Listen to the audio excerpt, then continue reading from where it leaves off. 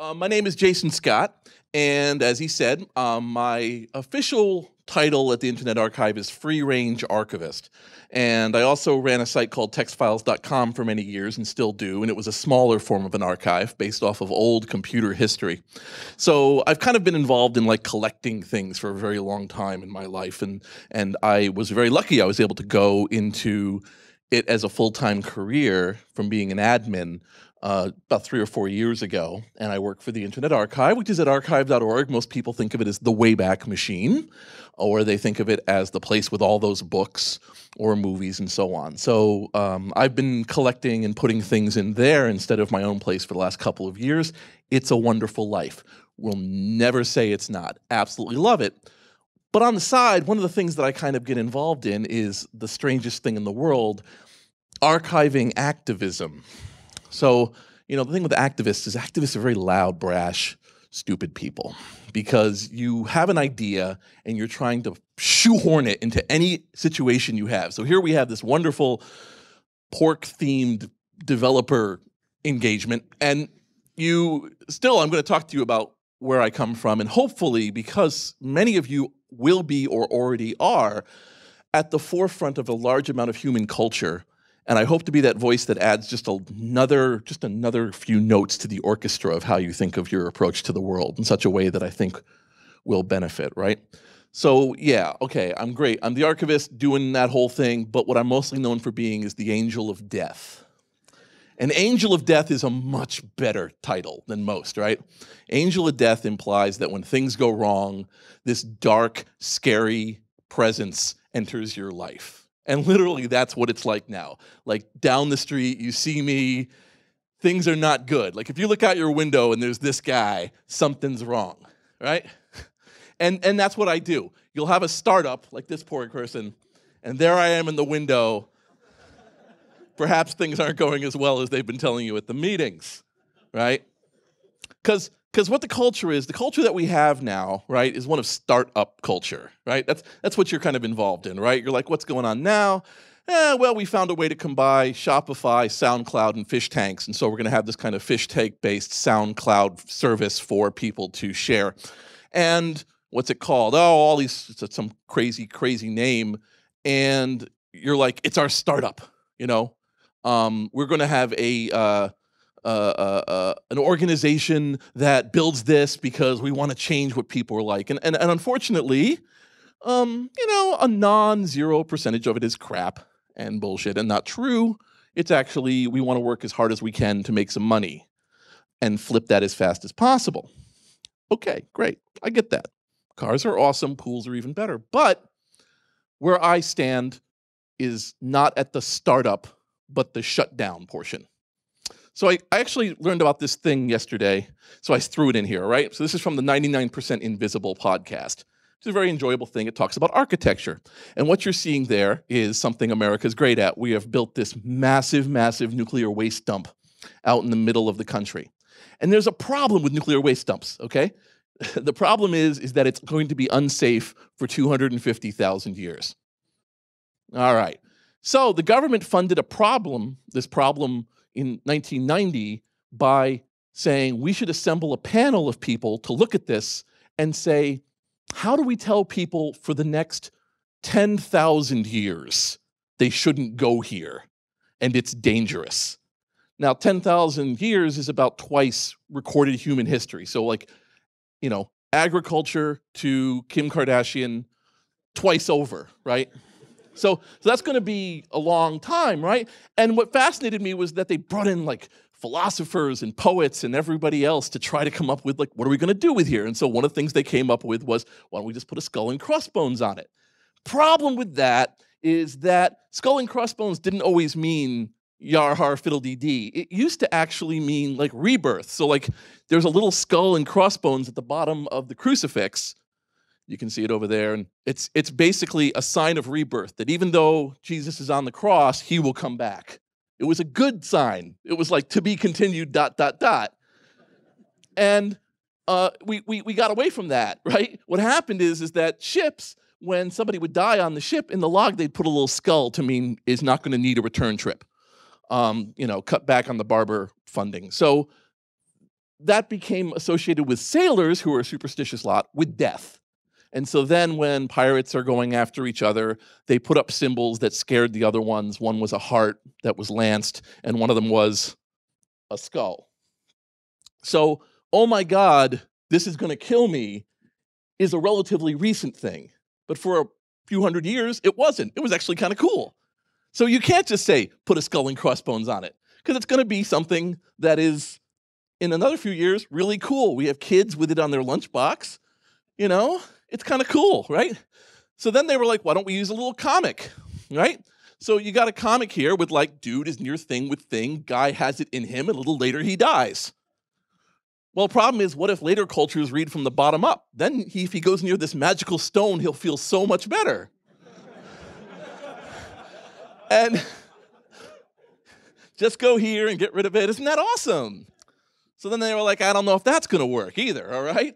Then somebody came up with a really cool idea. Why not build an area around it that is foreign and terrifying and strange for 100 miles around, this sharp, unpleasant, impossible to negotiate area that said, whatever is here is not for us. Things are, do not go towards the place. And then let people find out, if you get too near it, you get sick, right? Problem is they figured out that after like 1,000 years or so, they'll probably build hotels on it. Because it's awesome. It's going to have these massive monuments. Whatever this is awesome. If something was terrible inside of the Great Pyramids, we're screwed, right?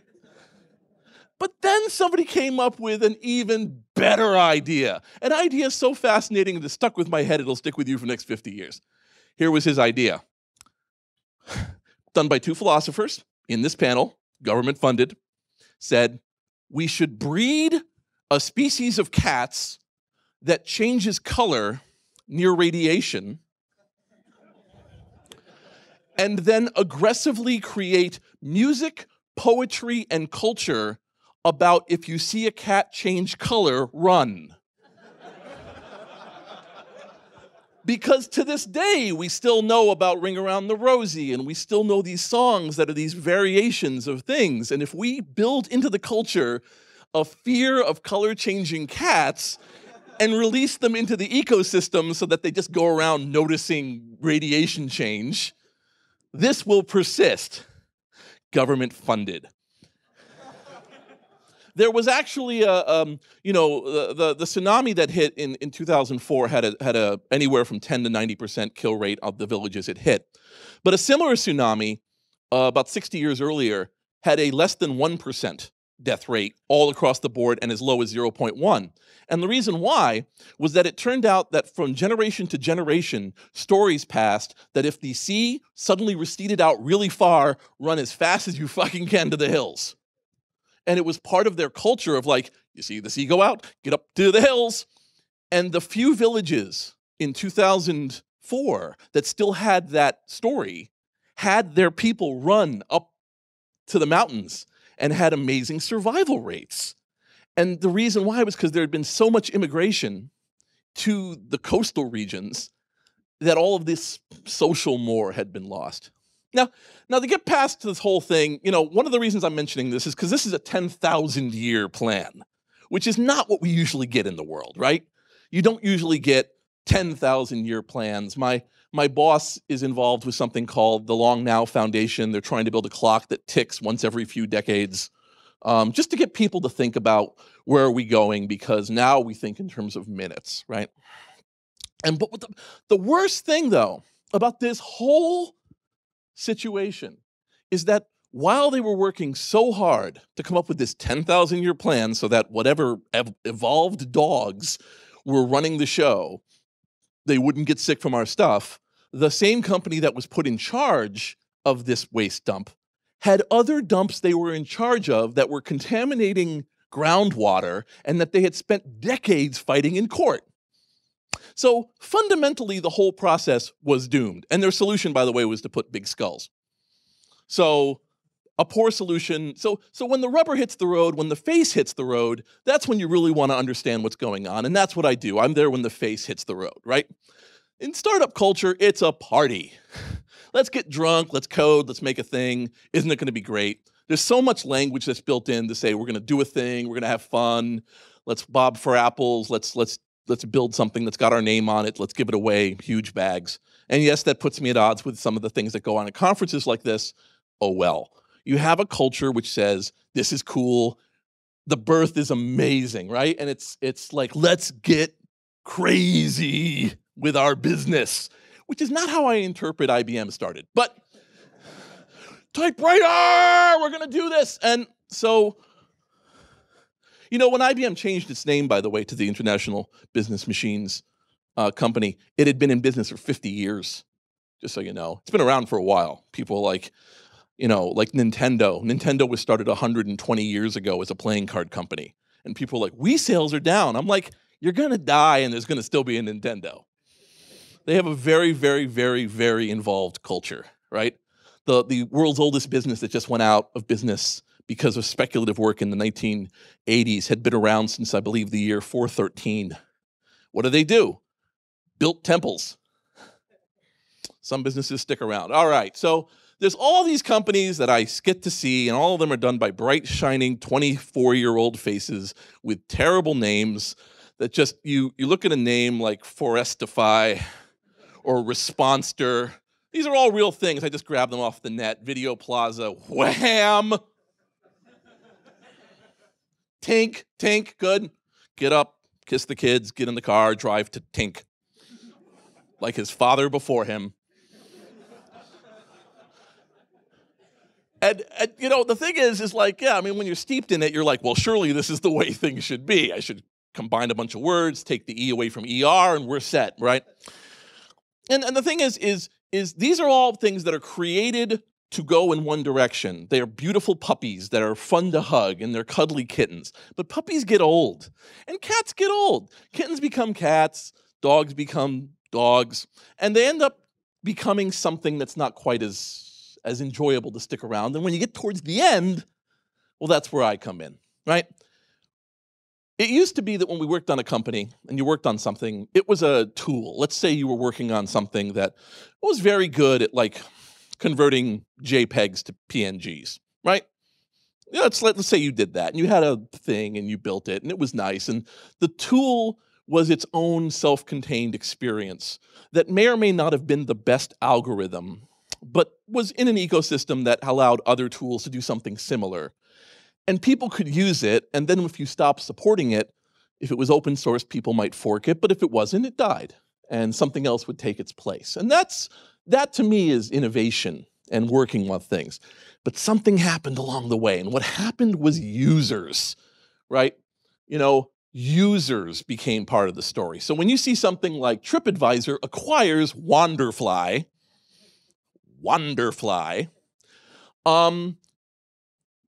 terms of the acquisition will not be disclosed. You're welcome. All right. But, you know, one of the things that's in here is this language. The Wonderfly team understands the value in social travel planning, said this, and then, you know, they're done. Well, that was on October 2, 2012.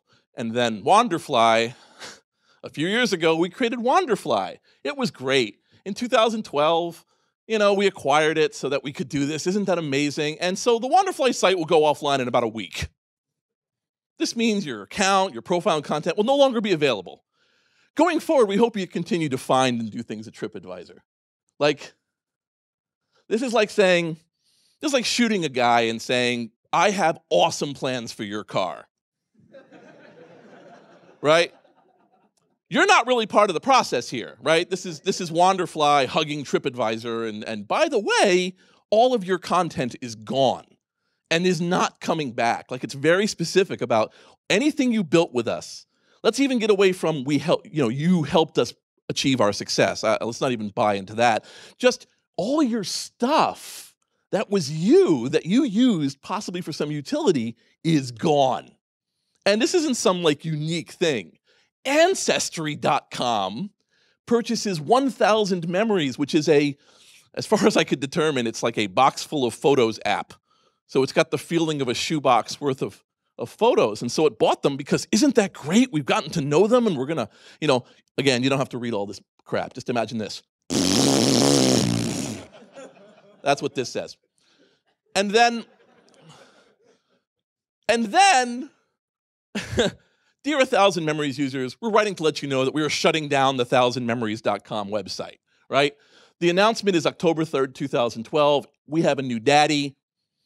August 13, 2013, Daddy Don't Love You No More. Along with a relatively annoying cat looking into the distance, which I haven't quite figured out for a photo site. Like, that's a pretty amazing metric of like, goodbye, here's the road you're hitting. I mean, what's the mechanism there? And the reason why is because you are irrelevant to them, right? You wanted them to bring in their family memories, their photos, the things that were important to tell them who they were as a culture, what their only record possibly of their babies, of the growth, and now you're saying it's gone. And they say very clearly, you know, during the next month, you can export your photos or download them as a zip file. After that, all photos will be deleted permanently. Not even we're going to keep them somewhere, but we're going to delete them permanently. See, this to me is what got me on this road, is this unbelievably cancerous outlook that you have no responsibility after you shut down, that you are not in the people business, that your data is not important. And unfortunately, or fortunately, depending on how you look at it, the geeks won, right? The geeks won. You know, Lumo, which is some sort of photo site, was excited to tell us that they've been acquired by Instagram. And here, yes, I know, exactly, boom. But the thing is it's the same deal over and over again, right? We've been acquired. Isn't this awesome? You got 30 days. We want to make this as painless as possible. Here's a link. We have 30 days. These guys say we will continue to support you for 2 more months, okay? Now, if I'm hitting you over the head with this kind of stuff, okay, this to me, whenever I see we've been acquired by Yahoo, I just read that as somebody found a lump. Because yeah, they just shut the stuff down immediately. Now, here's the thing, right? So some of you are in this business, and some of your business is involved in things like just simply, you know, you want to code something that does email better or does a tool better. I'm not too worried about that. My problem is that when you are involved in user culture, and you might not even recognize it, that you are building the storehouse for our dreams and our knowledge, you might not think that export is a right, but it should be.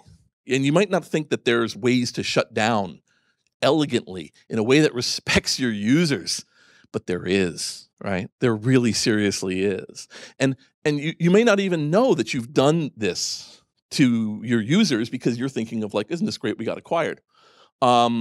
Second sync, goodbye, quick, exciting new feature. There's so many of these, an important update.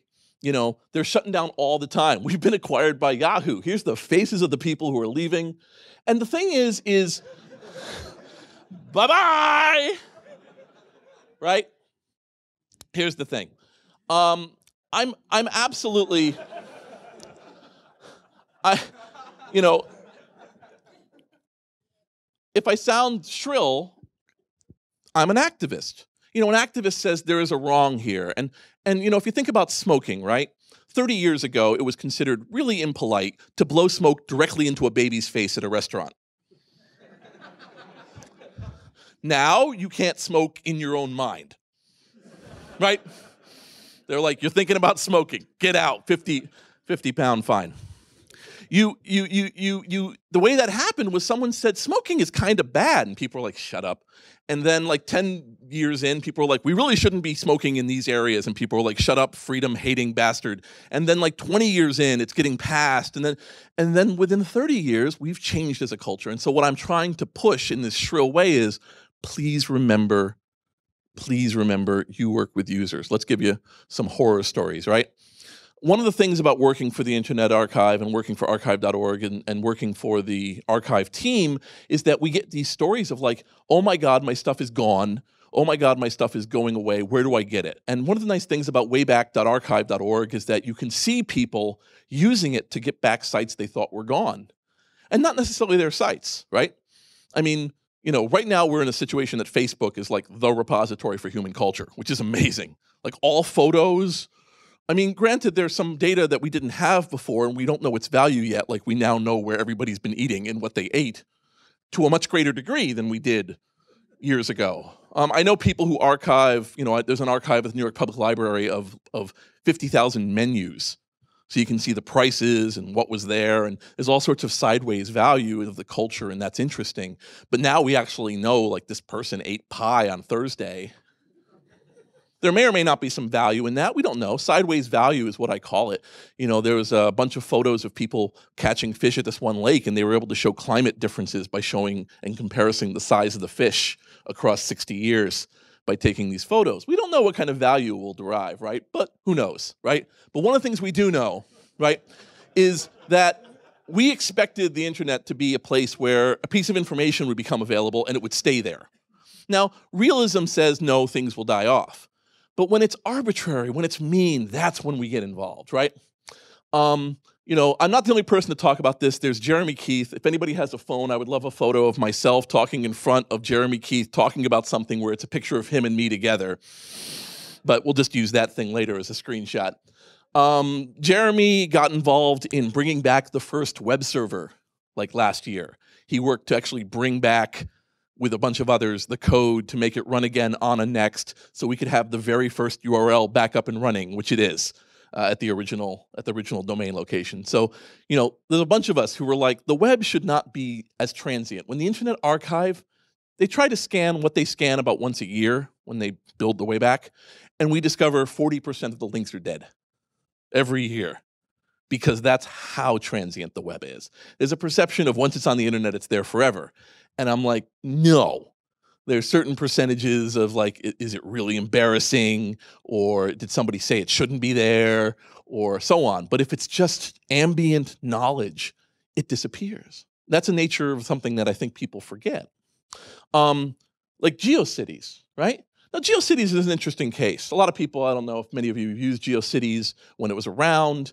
It was, in 1999, the most browsed website in 1998. When it died, and by died I mean it was murdered in its sleep, it was the 203rd most popular website, which is to me crazy, right? That's when you get this monomaniacal thing. I just heard some reference to a site with 2 million users being niche.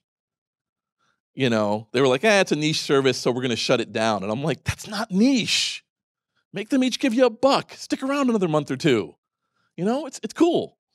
There's a site called Tableau. Tableau was a photo site that one day deleted itself after 30 days. This was a bad one. The thing with Tableau was okay, it took me forever to get the joke. Tableau, like a tableau of photos. The theory is you put up a set of photos and then you tell a story about it. So it's a tableau. All right. It's from the no E and ER. And this photo is particularly interesting. This is a guy's house burning down, and he's lost everything he owns. But he puts up the photos on Tableau where he says, well, at least all of my photos are on Tableau. A month later, they deleted all his photos. Gone. And Tableau was particularly disturbing because it was marketed to young women as a place to take photos with their mobile phones and upload them directly to Tableau, which means no intermediate copy, right? And so you would take a photo of your baby, put it on Tableau, and you have never heard pain until you heard a mother realize that all of the photos of her children are gone, right? And you can say, well, she should have kept backups. And I'm like, that's like standing next to a car accident and going, I would have worn my seatbelt. Like, you're doing the wrong thing, geek.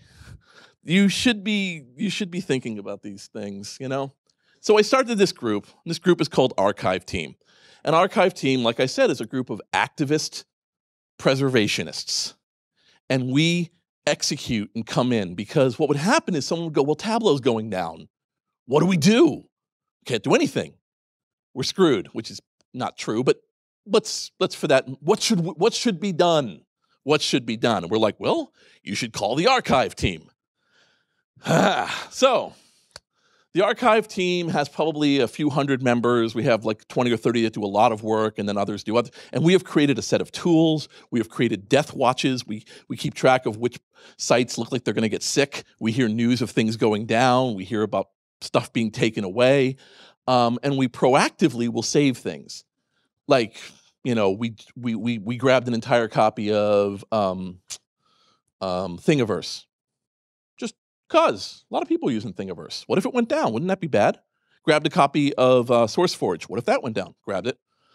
We've done some stuff with GitHub, and we'll proactively download things where we're like, if this went away, this would really mess up the ecosystem of existence.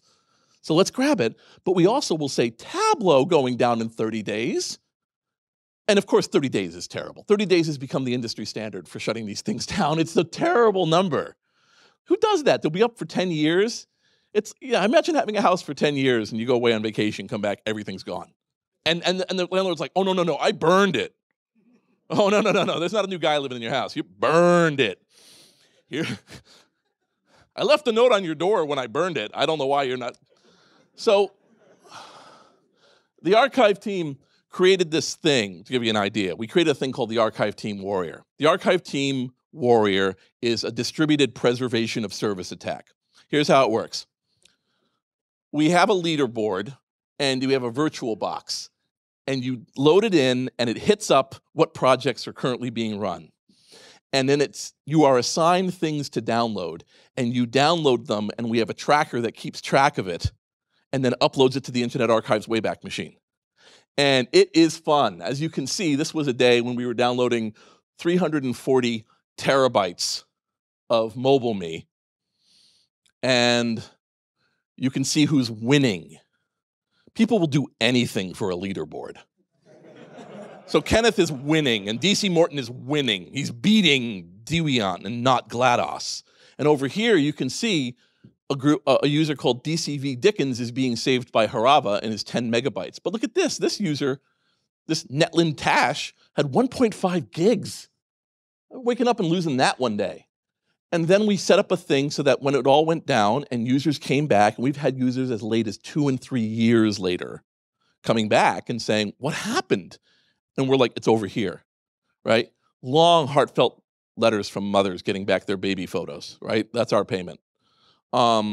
This is our graph. And what we do is we look at a site, we study it, and then hellfire rains down upon the site. So we're like, yeah, it works, push everything in. Boy, that was a good time. When you're pulling in, I think we were pulling in something on the order of 25 megabytes a second off of MobileMe to save it. Because it turned out these sites, they oversell. They'll say, download your thing in 30 days. But the fact is they can't even maintain 30 days of sustained downloading, we've discovered. There was a group called Splendor. They're the Italian GeoCities, so GeoCities with more nudity. And they announced that they were going down, and we downloaded from them so hard they had to postpone the date by 60 days. But we got it all. It was something on the order of 14 or 17 terabytes. And, I've gotten some pretty amazing phone calls. I'll talk about that in a moment. But, these guys, some of them, I get into these arguments with these people who are shutting down. They're like, you don't understand. The worst thing to say to me is, you don't know how the world works, right? That doesn't work. And one guy called me the Glenn Beck of archivists. Does that even fly over here? I don't know. Anyway, Glenn Beck, nutty, whatever. So me, nutty. So what it was I was downloading from a site that was deleting 8.9 million user accounts with a 3-week notice. And we were downloading from them very hard. And they were like, you're killing us. And I said, your network still works, so no, it's not. And we turned it up more. That's when they negotiated with us. And they gave us a server to download from. And we were starting to get towards the end of the month. And it wasn't going fast enough. And I said, put them all back on again. And down they went again. And they phone called me again. And we negotiated if I would stop tweeting. That's always a good sign. When there's a lockdown on press discussion, you're talking about a moral and good place. They would keep one server running after they closed, which they did. And they had a guy named, it was Ian, might have been Ian.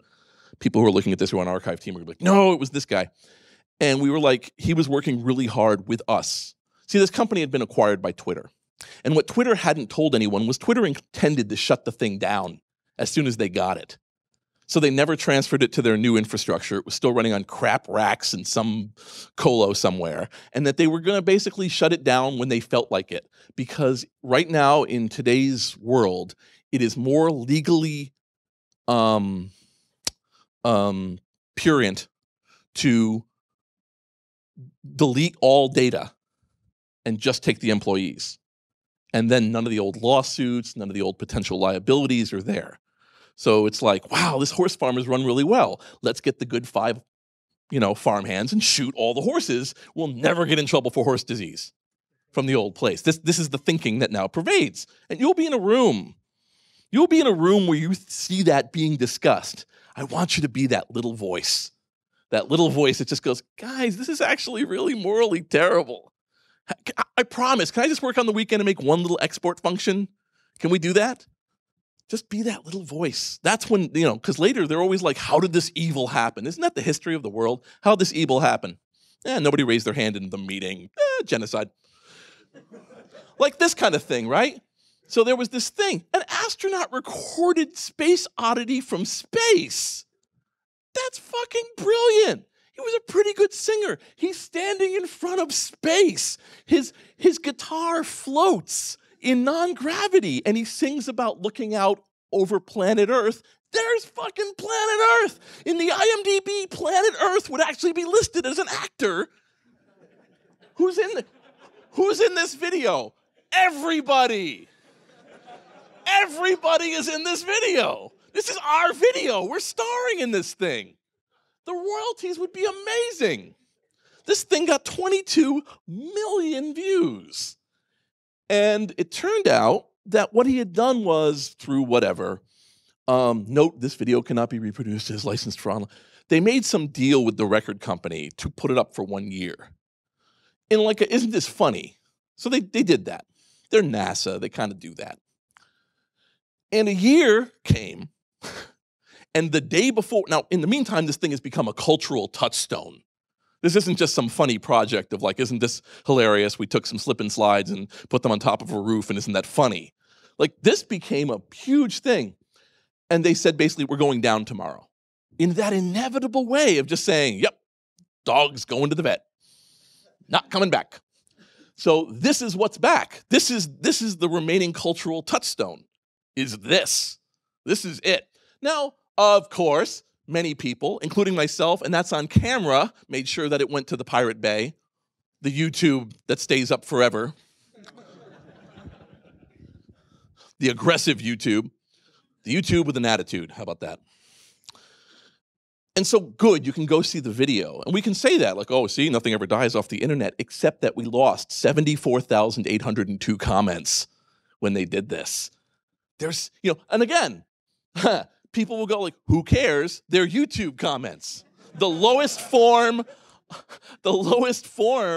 of ASCII on the internet is YouTube comments. There's a barrel, and at the bottom of the barrel, there's another barrel with its own bottom that YouTube is in.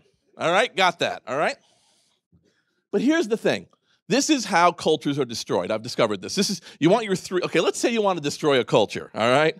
Let's give you that easy 3-step process. I heard in a talk over here about talks, you should always do things in 3s. 3-step process. Disenfranchise, demean, delete. Disenfranchise, take away any kind of control. If Facebook goes down tomorrow, you have no number to call. If they decide to change the UI, surprise, mofo. If there's something you like about it, day over. Whoa, look at that. It's a new kind of blue. Okay, okay, excellent. Because some hopped up on Red Bull 22-year-old made this decision for you on a 47-inch monitor about 4 weeks ago. Boom, baby. Own it. Take it. You have no voice. Every time they've tried to do anything with a voice, it's been the most weird, pathetic, it's looking at somebody doing a concert on Second Life, kind of weird, kind of whatever. Weird democracy. So disenfranchise. You have no voice. You are just a floating piece of chowder in this soup, and that's it. Then demean, right? Say, well, who cares? They don't matter. This is the lowest form of humanity as a YouTube commenter. Who cares about them? And then delete them because they've got no voice and nobody likes them. This is what we've done for like 4,000 years. They don't matter. Don't listen to them. They suck. And then one day burning wreckage. This is how we do it. This is how we've always done it. We're doing it again with these user-based sites, right? And then people go like, well, are you literally saying we're going to end up with all of this data, right? So a lot of what we think of as history is a bunch of people doing nothing, right? Not destroying it, not deleting it. They just shove it off in a corner and they leave it. And then we find it later and we're like, oh my God, someone did a lolcat thing in 1919. That's crazy.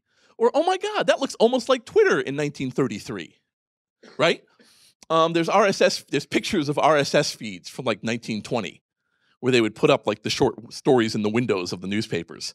So you could go down and get the bigger link.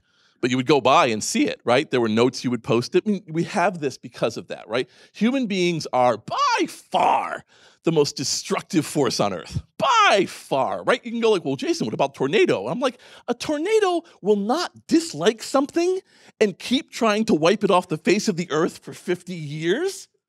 But we'll do that. We're like, that's awful. And then like, that reminds us of the thing that's awful. That's related to the thing that reminds us of the thing that's awful. Like, we're so good at destroying things. So the effort that we take is not a case of massive amounts of data hoarding, but grabbing a few buckets from the waterfall of destruction that occurs. So I don't buy into that. It's the most common thing you see when people say, why are you trying to save everything? Because yeah, we do some pretty crazy saves. We'll save things that are like really weird, like old pirate sites or sites that were like, you know, some bizarre meme collection, or somebody will take a whole collection of 4chan images and make a 1.2 gigabyte zip. And we're like, let's hold it for now. What'll happen? I don't know. We can horrify people in the 24th century. Ha-ha, says 20. We didn't. Sorry for not the warning. Sorry for not the lol. That means funny. You know, so no, absolutely don't buy into it, right? This is 10 years apart, right? I'm not too worried for the moment. Now there's discussion about what are the, you know, we're putting helium into drives now, but on the whole, we're doing pretty good with holding things. So I'm going to say it's worth it, right? And so, you know, the archive, the Internet Archive currently has 19 petabytes of data, 45 petabytes of disk space. So we can hold it. We can be overwhelmed, but we hold it. We have been recording every second of satellite television since 2000. If you go to tv.archive.org, you can do a text search on the captions of every news program that our satellite could reach for the last 4 years. It's a pretty amazing experience. It's a science fiction experience, but it's really going to change news, we think. I've been putting up hundreds of thousands of old magazines. We've been putting up many, many cases of old software. I'm on a project right now to download every FTP site because I think that they're going away. And we've got this weird thing where we've got mirrors built on mirrors, built on mirrors, built on some professor's server that's still sitting in his room. And he's going to retire and we're going to lose like all of the Linux webcam drivers from 1992. I want to be that guy that we like, who we look back at like a cool 1925 thing and we're like, that's awesome. And that's because some guy in 1925 used whatever the 1920s term for that's awesome was and then shoved it somewhere and never touched it. I want to be that person. I want to be the one where someone's like, hey, supremely dead guy without name, you were cool. This is funny. I want to be that person. So that's my dream. You could be that person too, right? I deal a lot in dead media. You know, we're just discovering now that even professionally printed CDRs are not surviving. We're finding hard drives are not surviving. I have a wide variety of very old machines that we're grabbing old copies of things. The Internet Archive just took possession of 49,000 tapes that a woman recorded over the course of 25 years of every local news program she was involved in. And we've been digitizing it because it's cool. She did a show in Philadelphia in the 60s. And I can't even believe this show existed. It was on public. I mean, well, okay. In today's world, I can't believe it existed. It's like Okay, so when Madame Curie first discovered radiation, the radiation stuff, she would, like, I believe it was cesium. Am I getting that right? I think it was cesium. She would mail it to people to check it out.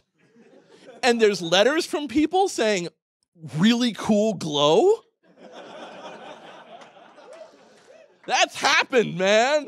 That happened. That happened. Now go look at a kid's stroller today and compare that how we live our lives when you build these little friggin' tanks with their own television connection and internet that freaks out if a kid moves for 2 inches. And so we used to mail radioactive material in the mail. And anyway, so in today's political charged environment, she had this thing where they would have a round table and it would be like 3 prison guards and a warden, 3 prisoners talking at each other for an hour. That is like now to me, that's just like mailing the cesium. Could you imagine what a show like that would be like now? Chairs, just chairs.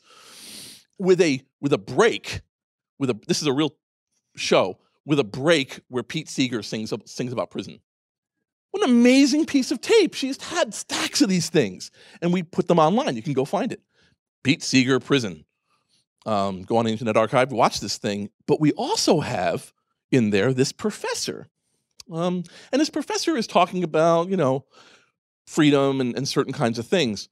This is the professor who a year and a half later broke into the FBI office in Philadelphia and released all the information. And it was known as this special break-in. It was basically like, they're now trying to kind of correlate it with like Anonymous, that this was a person who took it upon themselves to steal information, to bring it up there. And we have him a year and a half earlier on a public affairs program going like, oh, the government's not so cool. And you can get, it only comes up with, and he didn't reveal who he was for 30 years. So we didn't know. Right? Anyway, that's what my life is like, watching old things come back to have new life. So you can see why when I look at the startup culture, with its endless view of itself as a butterfly that goes into its moth and just pops out golden coins, I think you can do better. I know the people in this room can do a lot better, right? So my hope is that the angel of death just walks on by and never has to look in your window. My hope is that you'll think about using things like Amazon Glacier to store the material. I mean, here's a deal. Like here's a proposal, right? A good business proposal for you. Let's say you've decided you don't want to make Spotify for cats and you want to move into something else, but you have all this cat-related Spotify information.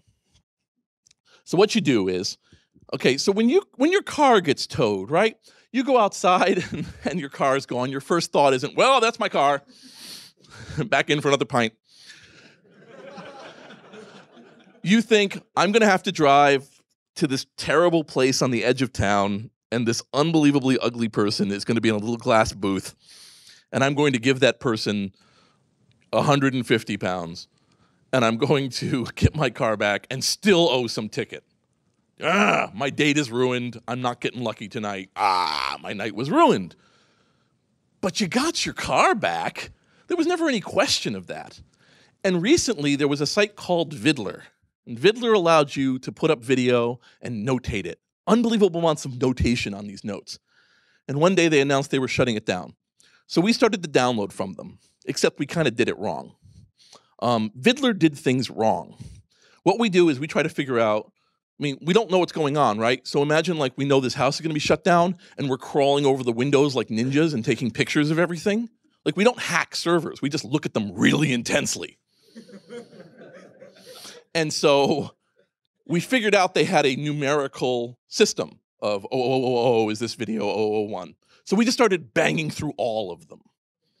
We had 1,600 simultaneous processes. Fun trick, by the way, if you ever do this. A lot of these cloud companies, I'm not a fan of the cloud because it really preaches obfuscation. It really says, like, don't think about it. Please be stupid, right? When planes first started, you knew everyone who was driving the plane probably knew how to drive a plane. Like the 2 guys who were in the biplane probably knew what they were doing. But now you can have 400 people on a plane and only 4 people know how to fly it. And we did that because it was cheaper and special and easy, and we wanted movies while we watched it and everything else. And that's fine, but it was a pushing of obfuscation. And so people get scared when they hear the landing gear come out. because they don't know what's going on. The world is a strange, scary place. All they know is they have to get to Copenhagen, and that's all they know. And they're scared the whole way through, and that's Xanax. And so we've done a lot of that with this, right? We just don't, we tell people, don't worry about it. Everything's cool. Oh, I'm sorry. Actually, everything's deleting itself in 30 days by processes you don't know. All right, getting back. We were downloading everything. It turned out they had private corporate accounts that were kind of threaded in with the others, and we were just downloading all of those. And they were hitting all of their business accounts with these weird bills. Like, for some reason, you've pushed out 100 copies of this thing, because it was us. So they flipped out on me. I called him. That was terrible. That was, oh man. Immovable object met screaming asshole. And anyway, at some point I said, okay, it's obvious you get what you want by screaming and I get what I want by screaming. Let's call time. Good trick, by the way, with a cloud computing platform is to sign up for the 1-hour trial and then have your automatic bot that signed up for the 1-hour trial use it for 40 minutes and then close it. Easy, free computing forever. Anyway, we had 1,500 instances hitting them and it was crushing them. And so we said, okay, look, we're going to shut it. We're going to take it down for 2 days. We're both going to come up with solutions. And the solution we came up with was archive team will now stop downloading. You will put all of your videos that you are deleting into Amazon Glacier, and users can pay $50 and get their videos back. This is beautiful. What a great thing. Then you get your thing back. You know, we didn't need it to, I mean, it's sad that the links go down, but I understand they're a business. But just doing that simple move turned it from a devastating emotional crush to a really annoyed weekend. I'll take it. You know, and there's other solutions. Always have an export function. If you don't have an export function on the first day and you tell me it's a technical problem, you are lying. If you can import, you can export. Come on. We're friends here. Come on, I know, all right? Export function, transparency with your users, and a shutdown plan in the same way that you have a plan of playing the goddamn fire alarm every day at 3. Just to do it, right? That's a great alarm, by the way, because it just said, what you're about to hear is totally false. Everybody has to get out of the building immediately. That's a lot of conflicting messages. That is called design by committee. You realize it says the most terrifying thing that a mundane human voice could say, right? Yeah, let's preface it with an equally mundane voice telling you the other mundane voice is not to be believed. Like, talk about a prank to have it then say, the other one is lying. It's a real problem. It's a serious problem.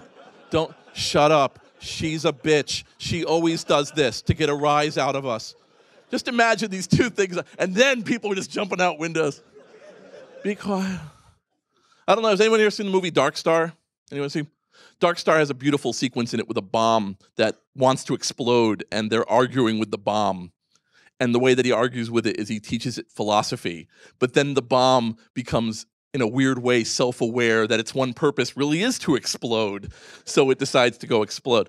Anyway, AI is going nuts. All right, anyway, so, you know, I may not have changed a mind here. My hope is, like I said, I've added one little voice to what you're doing, because what you're doing is important. You are the architects, and you are the designers, you are the landscapers of the world coming, right? You are where these things are. Someone in this room is going to make a thing that's going to be in everyone's pocket at some point. You're going to make something that's going to be on everyone's weird little eyeball thing that's going to come after glass, right? You know, you are going to be that part, and I hope that, like, you were like, I was at this talk once, and this idiot in a hat told me that I should put in an export function, and then it's just a part of what it is. That's all I want. That's all I want. And so please give me my wish, and I'll be around for the whole weekend. I love to talk with you about the different things I'm involved in, all the work we do. We're so proud of it. And the reason we're proud of it is because we know that human history and human creation is sacred and is wonderful, even if it's a weird YouTube comment from space. Thank you.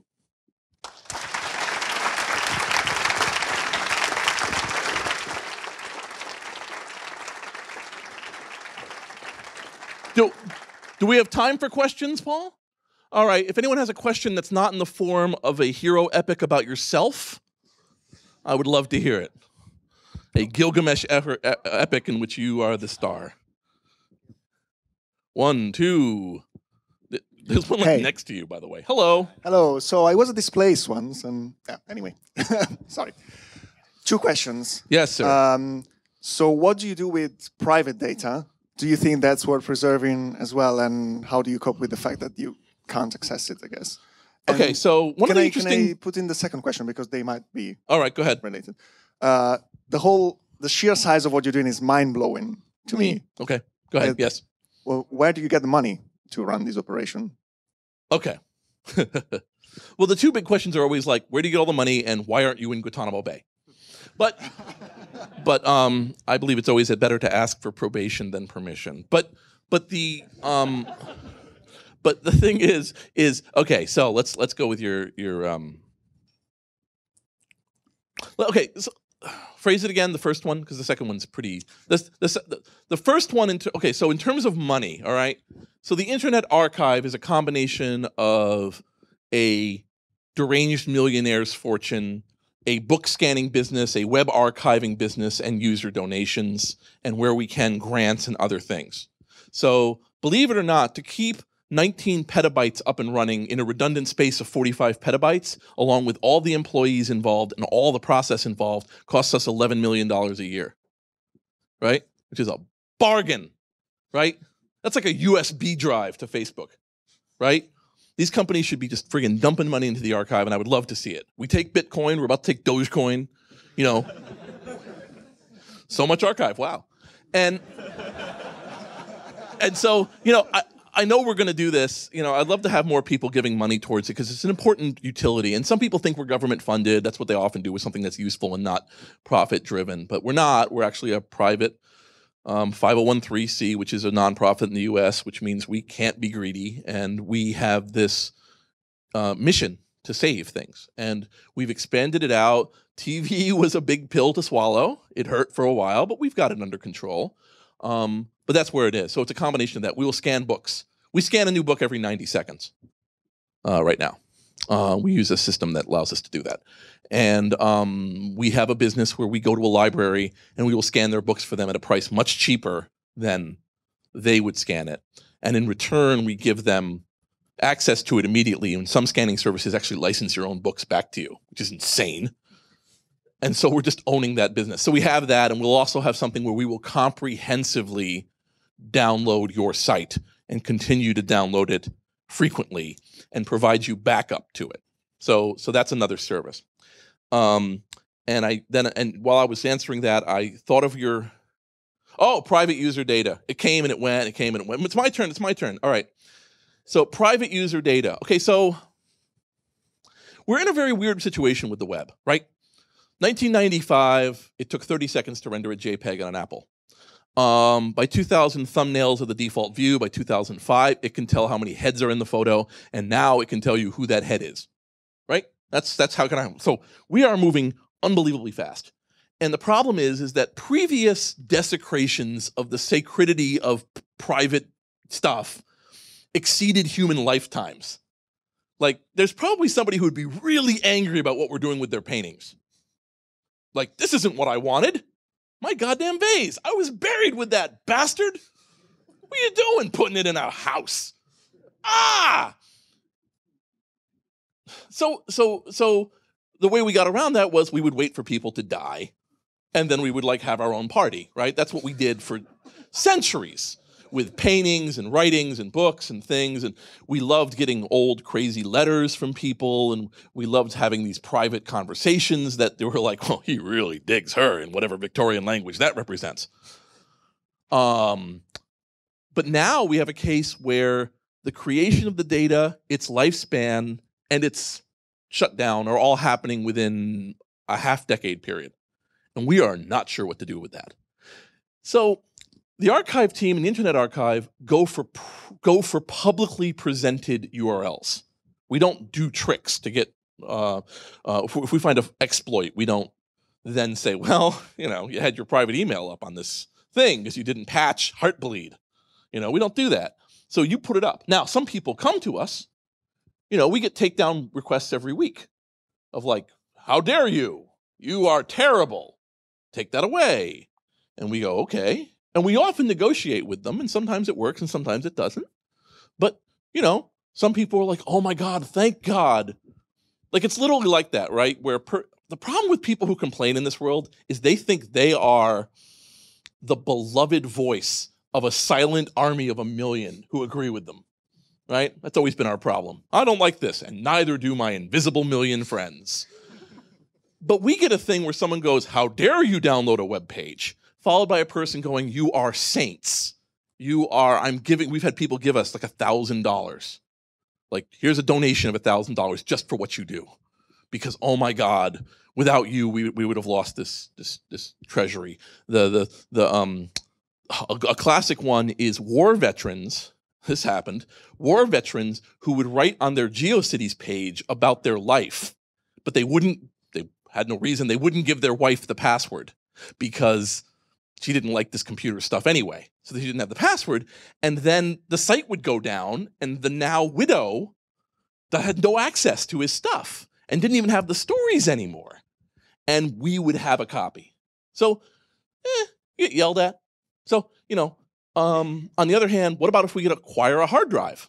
What about a hard drive? Sometimes you have a case where we have a writer, the creator of Rent, died. They have his hard drive.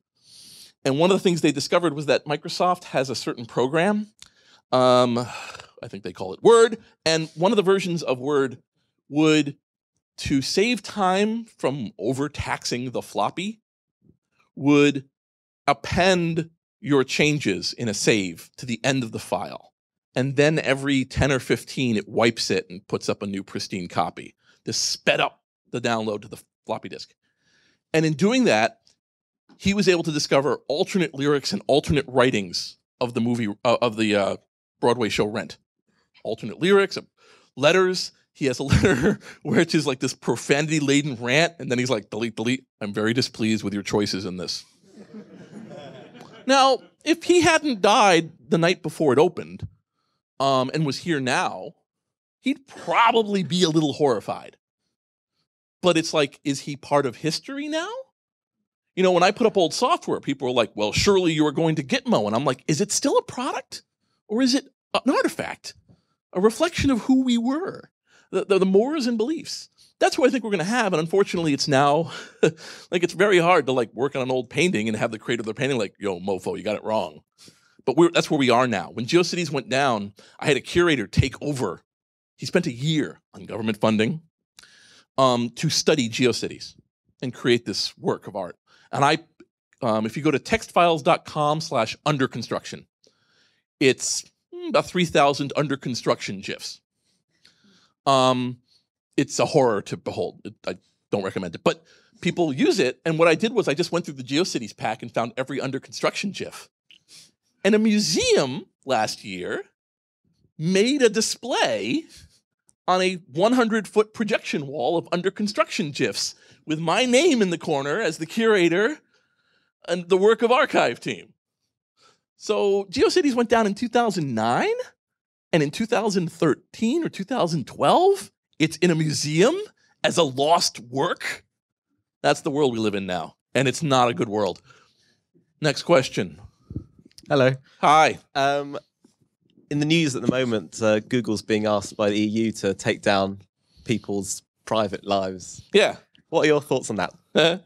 All right. Okay. So, two things. There's a line I said this once, and it's true. People thought of Google as an archive, but Google's an archive like a supermarket is a food museum. Like they kind of built themselves up as like a kind of an information whatever, but they've turned out they'll just destroy things randomly, right? Like the average life of a Google thing is like four years, you know, and you can predict this now. Like, oh wow, nice new service, gone in 2017. And the thing is that, so I'm not as, how do I put it? I'm not as disturbed at it as most people, because there was already the Chinese version with extra censorship, you know, logo of a dragon, extra censorship inside for years. Yahoo's been doing it and Google's been doing it. You go to Google, they've made deals, they've had this, and people don't like a balkanization of that. But okay, in crazy Europe town, a person can write in and have any mention of themselves removed under this policy. Okay. It's probably going to be a relatively annoying process. The amount of people who will do it will be relatively small. The amount of people who will try to go beyond what it is, they'll do their, it'll be a thing. Google won't delete it. It'll come back. I just think to me, it's just another, okay, all right. Here's a law story for you. When I ran an ISP, for some reason it failed. And it was a cow-themed ISP. So that's pretty crazy. And you also know that I'm one of the 5 cow-themed ISPs in 1995. We all know about each other. All right, yes. Good thing to build all of culture on. Anyway, so cow.net, which was my ISP, got a notification from the District Attorney of Pennsylvania in which he explained to us, ISPs, Assistant Attorney General, I should say, extra free time. And now I'm in Massachusetts, just to be clear. I'm in Massachusetts. But he sent it to us, sent it to me, and I assume he sent it to every ISP he could, in which he explained that if anybody in Pennsylvania committed a crime, child porn, bomb info, hacking, I don't know, whatever, but by downloading information from our ISP would be liable. To justify this, he cited an 1873 court case. No fucking kidding. Here's the court case. Guy shoots guy. They did that a lot in 1873. Guy shoots guy. Guy dies. They haul him in. And the guy goes, I cannot be tried because, yeah, your guy died, but I was standing on an Indian reservation and I shot him. And this is a sovereign nation. And I shot him, but I am not in your country. So where I was, I could shoot people. Where he died is irrelevant. The judge went, you are nuts, and said, if the crime is committed within the province, regardless of where you are located when the crime is committed, if you committed it, you are liable and should be tried. And 120 years later, someone said, yep, that's just like downloading something untoward on the internet. That happened. For some reason, I have a healthy disrespect of the law. So the balkanization of what this is, of what we see, if you know of Hola, you know about Hola? Hola is a plugin. I believe they have it for Firefox and Chrome. You go up to Hola. Check it out, kids. You go to Hola. You go, today I am in Canada. And Hola will make it that you are in Canada. And that's a great way, if you have Netflix, to see the movies that Netflix isn't allowed to show in your country. So that's how I was able to find, I said, today I am in England. And that's how I was able to see this unbelievable Scottish comedian who was the filthiest thing I'd ever seen, but he's not played anywhere in the US. You can't play him. It's not allowed. So I don't know what rules they had in place or whatever. As far as this thing was going, I'm there. And I have great faith in technical innovation and the ability to use packets. I got to interview, I do documentaries too, and I got to interview Vint Cerf. And I was like, so at what point did you guys figure out you were shooting like organized government in the head in the way that it used to be? Like their ability to just go, this is like this now, because it's not like that anymore, right? When we look at the government, we're like, wow, the government has made a very potent suggestion to a lot of things on the net, right? Oh, you really shouldn't download movies. I will take that under advisement. It used to be, we're done here. You'd put the cards on the table and leave, and now we're like, I'm going to think about that while I watch The Hobbit that came out last week. I will feel very bad. Anyway, so, if it sounds like I'm being flippant, it's just more like, yeah, that people do these rules and they put them around across the internet, and I don't think it's any different than anywhere else. I mean, in some towns, in some places, be gay and die. In other places, be gay and be mayor. I mean, the world is a weird, bizarre, multicultural, multi-viewpoint thing. So my attitude is like, that's their thought today, but I'm not going to stop doing what I'm doing because somebody somewhere might get angry. That was very, very angry. Anyway, thank you. Somebody have a bright, fluffy question? We almost done, or is that what you're saying? Okay, one more question. One more question. Light and fluffy preferred. Something in which I don't use any kind of phrase like genocide, downside, humanity, screw people, I hate you. I think he just grabbed, unfortunately. But I'll be around for other questions later. Go ahead, sir.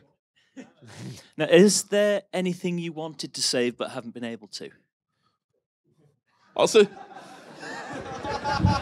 there were like 10 people who were like, wait. There were 10 people who just did this. Oh, Jesus, Lord. You know, I believe, no, that's good. Okay, so happy, positive thing. Here's the thing, right? So, I was a temp for a couple years in my 20s. I really liked drinking soda, bloated up like a balloon, ended up working for a video game company of my dreams, Psygnosis, which I think had a presence here. It was like going to work for the Rolling Stones as a roadie. I spent the last 2 years before Psygnosis finally went under in the US, became Sony Computer Entertainment of America, and loved it. And then I went to work for a video game company after that. Terrible. It was a startup. Terrible. I made $12,000 in 1 year. It was terrible. And I went and looked up on the internet $and Unix and became a Unix admin for 15 years. Hated it, made 6 figures, hated it because every day was me doing the least amount of work so I could do the thing I wanted to do. And on the side, I would make movies. I would make documentaries and I would collect things and I would give speeches and be funny and go to places. But then I'd go back and I'd be like, oh boy, disks need to be swapped.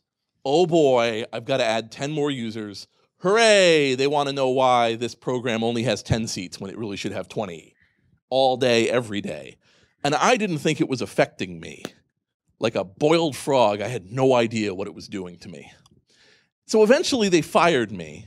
And it was a great day. But I wasn't bothered by it. It was more like getting free. And the thing is that sometimes, especially if you're younger, some of you are younger by my standards, I'm 43. You will be in a situation that's terrible, but you will tell yourself 3 major lies. I heard 3 things are what you have to say. The 3 major lies are, I deserve to be here, I can't go anywhere else, and this is as good as it's going to get. You might not actually say that. I could do anything else I want, but you internalize it. You believe no one's going to give me the days off that my boss does. Oh my God, sometimes they bring in pizza. Oh man, we shipped the product and it barely functioned for 6 months. It was a success. Where am I going to get success like that elsewhere? And you just buy into it till eventually, like I was fired. And I had built up a reputation as being a computer historian. And I did a thing, I'll tell you what I did, but you can't do it. I'm sorry. I was on the beta of Kickstarter, and I did a Kickstarter. The Kickstarter was this. If people will give me a lot of money, I pledge to spend all of that money. And it was called the Jason Scott Sabbatical. And I made, and people gave me $27,000. And so I went off and did research, and instead of running to my next job, I got a job at the Internet Archive 12 months later. And every waking moment that I am alive, I am happy now. Like, I didn't even know. Like, it was like black and white in color. Like, the Internet Archive is where I want to be. I love collecting things, and I have a bizarre need to collate information. I love it. And so I go there, and I wake up, and I'm like, what's awesome today at the Internet Archive? Oh, my God, somebody uploaded 700 vintage stag films. That's nuts. Wow. My boss, one day, somebody uploaded something that had profanity or some nudity, and I said, like, Alexis, what's our policy on adult material? And she sent me into this collection of stag films. And I'm like, did you just send me into porn for work? She's like, take it up with HR. I love her. The company is dedicated to a mission, and even I didn't recognize it. If you work in a large corporation, I don't know how many times you've had a project die, not because it's good or not because it's bad, but because Steve hates Bill. And you don't know who Steve is, and you don't know who Bill is. And now it's dead. We know what's going on. You know, our millionaire is nutty. You know, Brewster Kahle is a genius and a wonderful man, but he's nutty. And he comes up with these brilliant ideas. He's like, what if we did this? It's like, and we all wake up and we might argue about how to do it, but it's like a bunch of people who want to go in the same door who are kind of pressing past each other. It's an unbelievable feeling. And if I sound like I'm bragging or whatever, what I'm saying is I thought I had it made making $130,000 a year. I thought I was in the shit. And I talked to Phil Terone, who was the creator of, one of the founders of Adafruit. And he said to me, you know, what I discovered when I was making that much money was that at night I was shopping online to convince myself I was free. Because I could buy anything I wanted to at night, the fact that I was owned for 10 hours a day was irrelevant because I was free. And it's not true. It's not true at all. So every day I'm so happy. And the letters I get and the joy, and I am making 1/3 of what I used to make, right? I'm making ends meet. That's an interesting feeling, right? Can't just throw money at the problem. Can't even throw promises of money at the problem. But I am happy every single day. And I wish every one of you could feel that at some point in your life, and hopefully for the rest of your life. However you get there, please do it. That's my other thought. There you go. Thank you.